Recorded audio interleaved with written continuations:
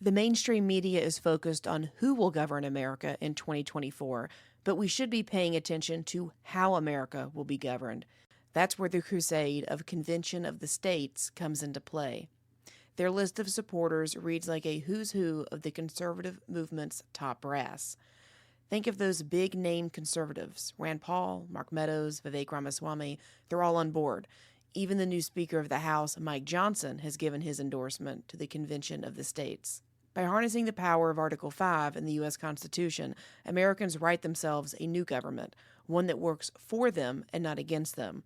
It's progress by people, not politicians, hence the likelihood of it coming to fruition. As former Senator Rick Santorum says, Washington won't fix Washington. The future that Convention of the States desires is straightforward. State legislatures must pass a bill saying their delegates would only propose amendments that will impose, quote, fiscal restraints on the federal government, limit the power and jurisdiction of the federal government, and limit the terms of office for its officials and for members of Congress. If Article 5 is successfully invoked, some of the amendments that could be approved include things like term limits, requiring a balanced budget, prohibiting court packing, stopping bureaucrats from imposing regulations, and getting the federal government out of the education system. These amendments are closer than they appear. Only 34 states must agree to a convention, and then 38 must ratify those amendments.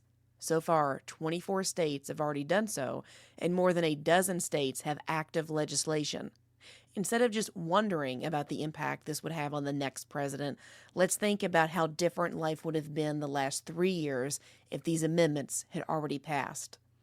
Term limits would have prevented a bureaucrat like Dr. Anthony Fauci from ruling for nearly half a century. Officials at the Department of Education wouldn't be allowed to push woke ideology. The budget debacle that has caused Washington to spiral into chaos this term would violate a balanced budget amendment. The vaccine mandate that Biden instituted via OSHA, it couldn't have been implemented. Career politicians like Dianne Feinstein, Nancy Pelosi, and Mitch McConnell would be forced to retire. Think about how Roe v. Wade might have been overturned earlier if we had term limits on justices. Biden's refusal to tell Americans whether he would pack the court when elected wouldn't matter. The first pandemic was bad, but think how much worse the next one would be if these amendments aren't passed.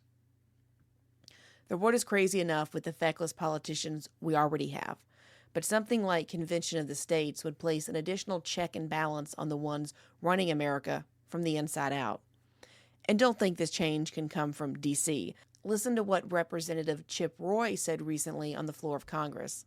For the life of me, I do not understand how you can go to the trouble of campaigning, raising money, going to events, talking to people, coming to this town as a member of a party who allegedly stands for something, allegedly stands for reducing spending, allegedly stands for eliminating debt, securing the border, strong military, ending the wokeness that is killing and corrupting our schools and our kids, and then do nothing about it.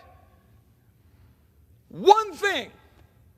I want my Republican colleagues to give me one thing, one, that I can go campaign on and say we did. One. Anybody sitting in the complex, if you want to come down to the floor and come explain to me one material, meaningful, significant thing the Republican majority has done besides, well, I guess it's not as bad as the Democrats. He's a politician, and he even gets it. Amending the Constitution isn't crazy, though. You might say it's quickly becoming our favorite pastime to change constitutions in this country. At the state level, it's quite popular. This year alone, we saw 32 constitutional amendments on the ballot in 6 states. The year before that, there were 99 constitutional amendments on the ballot in 34 states. A vast majority of these state constitutional amendments were passed. The U.S. Constitution has been changed too. Since 1789, we've amended it 27 times. It's not been that long either since our last amendment. In fact, millennials were alive the last time we amended the Constitution. But what about some aggressive governors on the left and on the right? We just saw DeSantis and Newsom battle it out on Fox News. America is too divided, people will say. It will be a political horse and pony show. Well, lucky for us, governors are not a part of the process. If you support the Convention of the States movement and the mission to rein in the federal government, then now is the time to act. In 29 states, Republicans rule both chambers. In 17 states, Democrats rule both chambers. This means Republicans would rule the Constitutional Convention. There aren't enough Democrat legislators to meet the 38 state ratification requirement, so they couldn't have some sort of progressive runaway convention. Similarly, Republicans would only need the approval of 8 Democrat-run states. These amendments would provide a radically different future, one that can exist whether your chosen candidate wins the 2024 election or not. So the next time your fingers get anxious in the comment section, or you're at a campaign rally for a presidential candidate, ask them how they feel about invoking Article 5.